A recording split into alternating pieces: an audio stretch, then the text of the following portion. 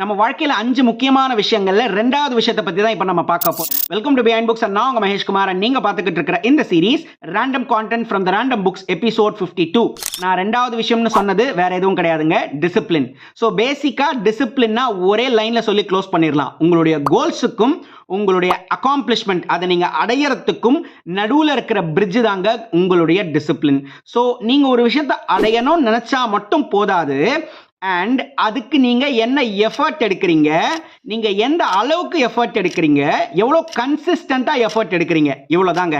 உங்களுடைய இந்த எஃபர்ட்டினுடைய கன்சிஸ்டன்சி தான் டிசிப்ளின் அப்படின்னு சொல்றாங்க.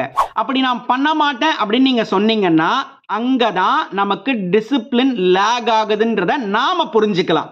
இது வரை யாரும் நமக்கு புரிய வைக்கணும்ன்ற நெசசிட்டி கிடையாது. எல்லாருக்கும் ஒரு கோல் இருக்கும், அதை அச்சீவ் பண்ணணுங்கிற ஆசையும் இருக்கும். ஆனா இதுக்கு நடுவில் அந்த பிரிட்ஜை நாம தாங்க கட்டணும். நமக்கு தேவையான பிரிட்ஜை நாம தான் கட்டணும், வேற யாரும் கட்ட மாட்டாங்க. ஸோ இந்த பிரிட்ஜை கட்டணும்னா அதுல இருக்கிற ஒவ்வொரு பீஸும் நீங்க தான் எடுத்து வைக்கணும். அந்த பீஸ் தான் உங்களுடைய டிசிப்ளின், அண்ட் அந்த பீஸ் தான் உங்களுடைய கன்சிஸ்டன்சி.